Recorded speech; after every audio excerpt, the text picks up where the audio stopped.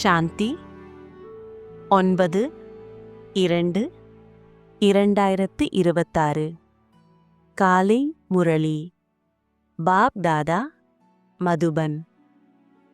இனிமையான குழந்தைகளே, ஏழை பங்காளன் பாபா உங்களை சிப்பியிலிருந்து வைரமாக மாற்ற வந்திருக்கிறார். ஆகையினால் நீங்கள் எப்போதும் அவருடைய ஸ்ரீமத் படி செல்லுங்கள். கேள்வி: முதலில் நீங்கள் அனைவருக்கும் எந்த ஒரு ஆழமான ரகசியத்தை புரிய வைக்க வேண்டும்? பதில்: பாப் தாதாவை பற்றி. இங்கே நாம் பாப் தாதாவிடம் வந்திருக்கிறோம் என நீங்கள் தெரிந்திருக்கின்றீர்கள். இவர்கள் இருவரும் சேர்ந்திருக்கிறார்கள். சிவனுடைய ஆத்மாவும் இவர்க்குள் இருக்கிறார், பிரம்மாவின் ஆத்மாவும் இருக்கிறது. ஒன்று ஆத்மா, இன்னொன்று பரமாத்மா ஆகும். ஆகவே முதலில் பாப் தாதா சேர்ந்திருக்கிறார்கள் என்ற ஆழமான ரகசியத்தை அனைவருக்கும் புரிய வையுங்கள். இவர் பகவான் கிடையாது. மனிதனை பகவான் என்று கூற முடியாது. நிராகாரமானவரைத்தான் பகவான் என்று கூறப்படுகிறது. அந்த தந்தை சாந்திதாமத்தில் இருக்கக்கூடியவர் ஆவார். பாடல்: கடைசியில் அந்த நாள் வந்தது, இன்று. ஓம் சாந்தி. தந்தை தாதா மூலமாக, அதாவது சிவ தந்தை பிரம்மா தாதா மூலமாக புரிய வைக்கிறார் என்பதை உறுதிப்படுத்திக் கொள்ளுங்கள். லௌகீக உறவுகளில் தந்தை தனியாகவும் தாதா தனியாகவும் இருப்பார். தந்தையிடமிருந்து தாதாவின் சொத்து கிடைக்கிறது. தந்தையின் சொத்தை அடைகிறார்கள் என கூறுகிறார்கள். அவர் ஏழை பங்காளன் ஆவார். யார் வந்து ஏழையை கிரீடமுடையவராக மாற்றுகிறாரோ அவருக்கு ஏழை பங்காளன் என்று பெயர். அவர் யார் என்று முதலில் நிச்சயம் வேண்டும். பார்ப்பதற்கு சாகார மனிதனாக இருக்கிறார். அவரை அனைவரும் பிரம்மா என்கிறார்கள். நீங்கள் அனைவரும் பிரம்மகுமாரர், பிரம்மகுமாரிகள். நமக்கு சிவபாபாவிடமிருந்து சொத்து கிடைக்கிறது என அறிகிறீர்கள்.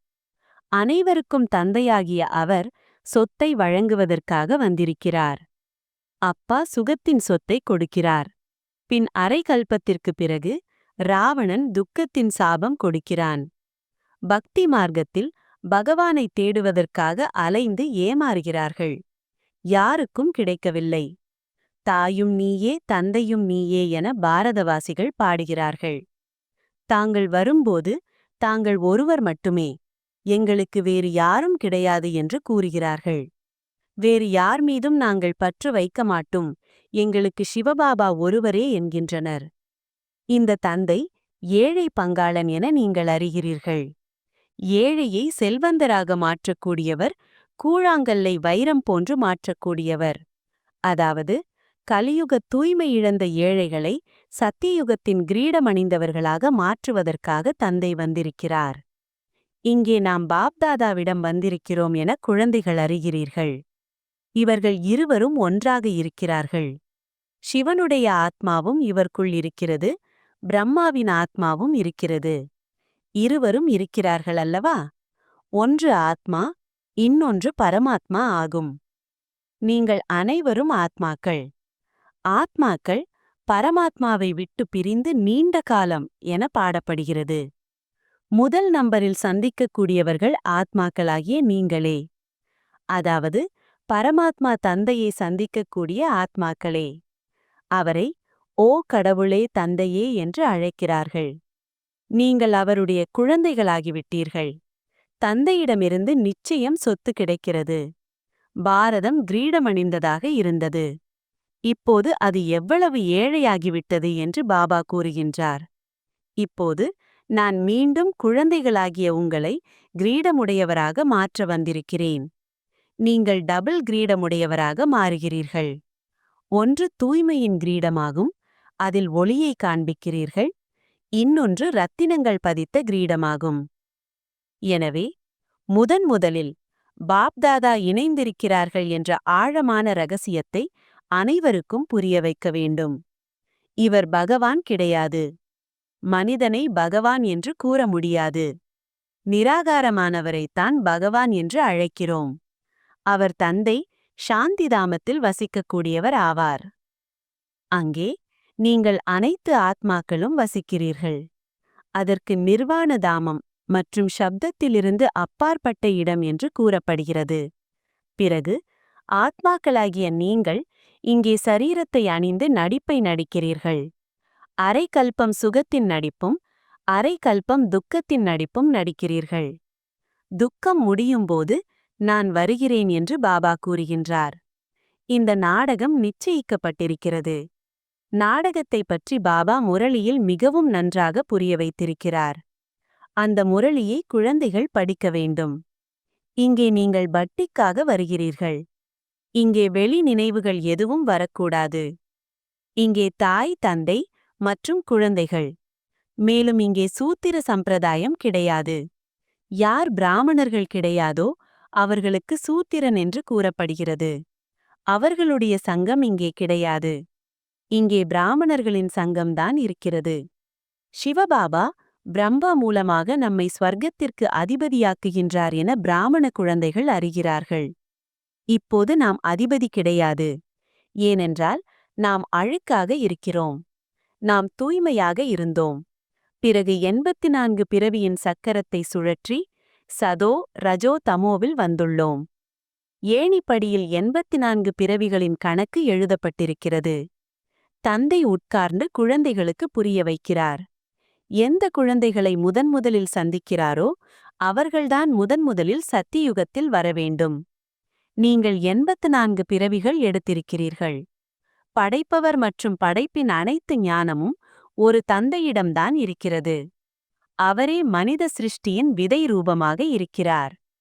நிச்சயம் விதையில்தான் இந்த மரம் எப்படி உற்பத்தியாகி வளர்ந்து அழிகிறது என்ற ஞானம் இருக்கும் என்பதை பாபாதான் புரிய வைக்கிறார். பாரதவாசிகளாகிய நாம் ஏழைகளாகி இருக்கிறோம் என இப்போது நீங்கள் அறிகிறீர்கள். தேவி தேவதைகளாக இருந்தபோது எவ்வளவு பணக்காரர்களாக இருந்தீர்கள். வைரங்களோடு விளையாடினீர்கள். வைரங்களின் மாளிகையில் இருந்தீர்கள். இப்போது நீங்கள் எப்படி 84 பிறவிகளை எடுக்கிறீர்கள் என்பதை பாபா நினைவுபடுத்துகிறார். ஓ பதீத்த பாவனா, ஏழை பங்காளனா, பாபா வாருங்கள் என்று அழைக்கிறார்கள். ஏழைகளாகிய எங்களை மீண்டும் ஸ்வர்க்கத்திற்கு அதிபதியாக்குங்கள். ஸ்வர்க்கத்தில் ஆழ்ந்த சுகம் இருந்தது. இப்போது அளவற்ற துக்கம் இருக்கிறது. இச்சமயம் அனைவரும் முழுமையாக தூய்மையை இழந்துவிட்டனர் என குழந்தைகள் அறிகிறீர்கள். இப்போது கலியுகத்தின் முடிவாகும். பிறகு சத்தியுகம் வரவேண்டும். முதலில் பாரதத்தில் ஒரே ஒரு ஆதி சனாதன தேவி தேவதை தர்மம் இருந்தது. இப்போது அது மறைந்து போய்விட்டது. மற்ற அனைவரும் தங்களை ஹிந்து என கூறிக்கொள்கிறார்கள். இச்சமயம் கிறிஸ்தவர்கள் பெருகிவிட்டனர். ஏனென்றால் ஹிந்து தர்மத்தினர் பலர் மாறிவிட்டனர். தேவி தேவதைகளாகிய உங்களின் உண்மையான செயல் உயர்ந்ததாக இருந்தது. நீங்கள் தூய்மையான இல்லற மார்க்கத்தினராக இருந்தீர்கள். இப்போது ராவணனின் ராஜ்யத்தில் தூய்மையற்ற இல்லறவாசிகளாக மாறிவிட்டீர்கள். ஆகவே துக்கம் நிறைந்தவர்களாக இருக்கிறீர்கள். சத்தியுகத்திற்கு சிவாலயம் என்று பெயர். சிவபாபா ஸ்தாபனை செய்த ஸ்வர்க்கம். நான் வந்து குழந்தைகளாகிய உங்களை சூத்திரனிலிருந்து பிராமணனாக மாற்றி சூரிய வம்ச சந்திர வம்ச ராஜ்யத்தின் சொத்தை அளிக்கிறேன் என பாபா கூறுகின்றார். இவர் பாப்தாதா ஆவார். இவர்களை மறக்காதீர்கள். சிவபாபா பிரம்மா மூலமாக நம்மை ஸ்வர்க்கத்திற்கு அதிபதியாக்குகின்றார். ஏனென்றால் பதீத ஆத்மா தூய்மையாகாதவரை முக்திதாமத்திற்கு போக முடியாது. இப்போது நான் வந்து உங்களுக்கு தூய்மையாவதற்கான வழியை காண்பிக்கிறேன் என பாபா கூறுகின்றார். நான் உங்களை பாக்கியசாலியாக ஸ்வர்க்கத்திற்கு அதிபதியாக்கிவிட்டு சென்றேன். உண்மையில் உங்களுக்கு நாம் ஸ்வர்க்கத்திற்கு அதிபதியாக இருந்தோம் என்ற நினைவு வந்திருக்கிறது. அச்சமயம் நாம் மிகச் சிலரே இருந்தோம். இப்போது எவ்வளவு மனிதர்கள் இருக்கிறார்கள்? சத்தியுகத்தில் 9 லட்சம் இருக்கிறார்கள். எனவே நான் வந்து பிரம்மா மூலமாக ஸ்வர்க்கத்தை ஸ்தாபனையும் ஷங்கர் மூலமாக அழிக்கவும் செய்கிறேன் என பாபா கூறுகின்றார். போன கல்பத்தைப் போலவே அனைவரும் ஏற்பாடுகளையும் செய்து கொண்டிருக்கிறார்கள். எத்தனை அணுகுண்டுகளை உருவாக்கியிருக்கிறார்கள்? போன கல்பத்தில் கூட இந்த மகாபாரத போர் நடந்தது. பகவான் வந்து ராஜயோகத்தை கற்பித்து மனிதனை நரனிலிருந்து நாராயணனாக மாற்றினார். எனவே நிச்சயம் கலியுக பழைய உலகின் விநாசம் நடக்க வேண்டும். மூங்கில் காடு முழுவதும் தீப்பற்றி எரியும். இல்லையென்றால் விநாசம் எப்படி நடக்கும்? தற்காலத்தில் அணுகுண்டுகளில் நெருப்பையும் நிரப்புகிறார்கள். ஏவுகணை மழை, பூகம்பம் போன்ற அனைத்தும் ஏற்படும். அப்போதுதான் விநாசம் நடக்கும். பழைய உலகின் அழிவு, புதிய உலகின் ஸ்தாபனை நடக்கிறது. இது சங்கம யுகம் ஆகும். ராவண இராஜ்யம் அழியட்டும், ராம இராஜ்யம் வாழ்க. புது உலகில் கிருஷ்ணரின் இராஜ்யம் இருந்தது. லக்ஷ்மி நாராயணனுக்கு பதிலாக கிருஷ்ணரின் பெயரை எடுக்கிறார்கள். ஏனென்றால் கிருஷ்ணர் அழகான, அனைவருக்கும் அன்பான பிள்ளையாவார். மனிதர்களுக்கு தெரியவில்லை அல்லவா? கிருஷ்ணர் தனி இராஜ்யத்தை சார்ந்தவர், ராதை தனி இராஜ்யத்தை சார்ந்தவர். பாரதம் கிரீடமுடையதாக இருந்தது. இப்போது ஏழையாகி விட்டது. மீண்டும் தந்தை வந்து கிரீடமுடையதாக மாற்றுகிறார். தூய்மையாகுங்கள், மேலும் என்னை நினைத்தால்தான் சதோப்பிரதானமாவீர்கள் என்று இப்போது பாபா கூறுகிறார். யார் சேவை செய்து தனக்கு சமமாக மாற்றுவார்களோ அவர்களே உயர்ந்த பதவி அடைவார்கள், டபுள் கிரீடமுடையவர் ஆவார்கள். சத்தியயுகத்தில் ராஜா, ராணி மற்றும் பிரஜை அனைவரும் தூய்மையாக இருக்கிறார்கள். இப்போது மக்கள் ஆட்சியாகத்தான் இருக்கிறது. 2 கிரீடமும் இல்லை. இது போன்ற நிலை ஏற்படும் போதுதான் நான் வருகிறேன் என்று பாபா கூறுகின்றார். இப்போது நான் குழந்தைகளாகிய உங்களுக்கு இராஜ யோகத்தை கற்பித்துக் கொண்டிருக்கிறேன். நான் தான் பதீத பாவனன். இப்போது நீங்கள் என்னை நினைவு செய்தால் உங்களுடைய ஆத்மாவில் இருக்கும் துரு நீங்கிவிடும். பிறகு சதோப்பிரதானமாக மாறிவிடுவார்கள். இப்போது கருப்பிலிருந்து அழகாக மாற வேண்டும். தங்கம் துரு பிடிப்பதால் கருப்பாகி விடுகிறது. இப்போது துருவை நீக்க வேண்டும். நீங்கள் காமச்சிதையில் அமர்ந்து கருப்பாகி விட்டீர்கள். இப்போது ஞானச்சிதையில் அமர்ந்து அனைத்திலிருந்தும் பற்றுதலை நீக்குங்கள் என எல்லையற்ற தந்தை கூறுகின்றார். நீங்கள் மணவாளனாகிய என் ஒருவனின் மணப்பெண்கள். பக்தர்கள் அனைவரும் பகவானை நினைக்கிறார்கள். சத்தியயுகம் திரேதாவில் பக்தி கிடையாது. அங்கே ஞானத்தின் பலன் கிடைக்கிறது. தந்தை வந்து ஞானத்தினால் இரவை பகலாக மாற்றுகிறார். சாஸ்திரங்கள் படிப்பதால் பகல் வராது, அது பக்தியின் பாடமாகும். ஞானக்கடல் பதீத பாவனர் ஒரு தந்தைதான். அவர் வந்து சிருஷ்டி சக்கரத்தின் ஞானத்தை குழந்தைகளுக்கு புரிய வைக்கிறார். மேலும் யோகத்தை கற்பிக்கின்றார். ஈஸ்வரனுடன் யோகம் வைக்கக்கூடியவர்கள் யோக யோகேஸ்வரராகவும் பிறகு ராஜ ராஜேஸ்வரியாகவும் மாறுகிறார்கள். நீங்கள் ஈஸ்வரன் மூலமாக ராஜாக்களுக்கெல்லாம் ராஜாவாக மாறுகிறீர்கள். யார் தூய்மையான ராஜாக்களாக இருந்தார்களோ அவர்களே பதீதராகிறார்கள். தாங்களே பூஜைக்குரியவராகவும் பிறகு தாங்களே பூஜாரியாகவும் மாறுகிறீர்கள். இப்போது எவ்வளவு முடியுமோ நினைவு யாத்திரையில் இருங்கள். எப்படி பிரியதர்ஷனை நினைக்கிறார்களோ அவ்வாறு நினையுங்கள். குமாரிக்கு நிச்சயதார்த்தமான ஒருவருக்கு ஒருவர் நினைத்து கொண்டே இருக்கிறார்கள். இப்போது இந்த பிரியதர்ஷனுக்கு நிறைய பிரியதர்ஷினிகள் பக்தி மார்க்கத்தில் இருக்கிறார்கள். ஓ பகவானே, துக்கத்தை நீக்கி சுகம் அளியுங்கள் என அனைவரும் துக்கத்தில் பகவானை நினைக்கிறார்கள். இங்கேயோ அமைதியும் இல்லை, சுகமும் இல்லை. சத்தியயுகத்தில் 2ம் இருக்கிறது. ஆத்மாக்களாகிய நாம் எப்படி 84 பிறவிகளை நடிக்கிறோம் என்று நீங்கள் புரிந்து கொள்கிறீர்கள். பிராமணன், தேவதை, சத்திரியர், வைசியர், சூத்திரன் ஆகிறார்கள். 84 பிறவியின் ஏணிப்படி புத்தியில் இருக்கிறதல்லவா? இப்போது எவ்வளவு முடியுமோ தந்தையை நினைத்தால் பாவங்கள் விலகிப் போகும். கர்மங்களை செய்து கொண்டிருந்தாலும் புத்தியில் பாபாவின் நினைவு இருக்க வேண்டும். பாபாவிடமிருந்து நாம் ஸ்வர்க்கத்தின் ஆஸ்தியை அடைந்து கொண்டிருக்கிறோம். தந்தை மற்றும் ஆஸ்தியை நினைக்க வேண்டும். நினைவினால்தான் பாவங்கள் விலகிக் கொண்டே போகும். நினைவு செய்ய செய்ய தூய்மையின் ஒளி வந்து கொண்டே இருக்கும். துரு நீங்கிக் கொண்டே இருக்கும்.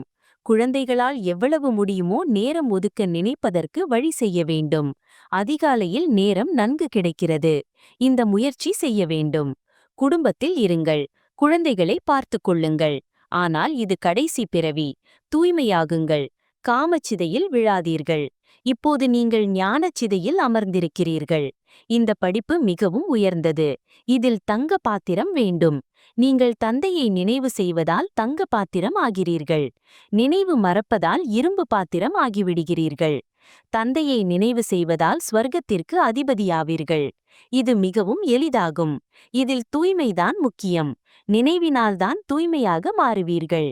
மேலும் சிருஷ்டி சக்கரத்தை நினைவு செய்வதால் ஸ்வர்க்கத்திற்கு அதிபதியாகலாம். நீங்கள் வீடு வாசலை துறக்க வேண்டியதில்லை. இல்லற வாசத்தில் இருக்க வேண்டும். நீங்கள் 63 பிறவிகளாக பதீத உலகத்தில் இருக்கிறீர்கள் என்று பாபா கூறுகின்றார். இப்போது சிவாலயம் அமர உலகத்திற்கு செல்வதற்காக நீங்கள் இந்த ஒரு பிறவி தூய்மையாக இருந்தால் என்ன ஆகிவிடப் போகிறது என்று பாபா கூறுகின்றார். நிறைய வருமானம் கிடைக்கும்.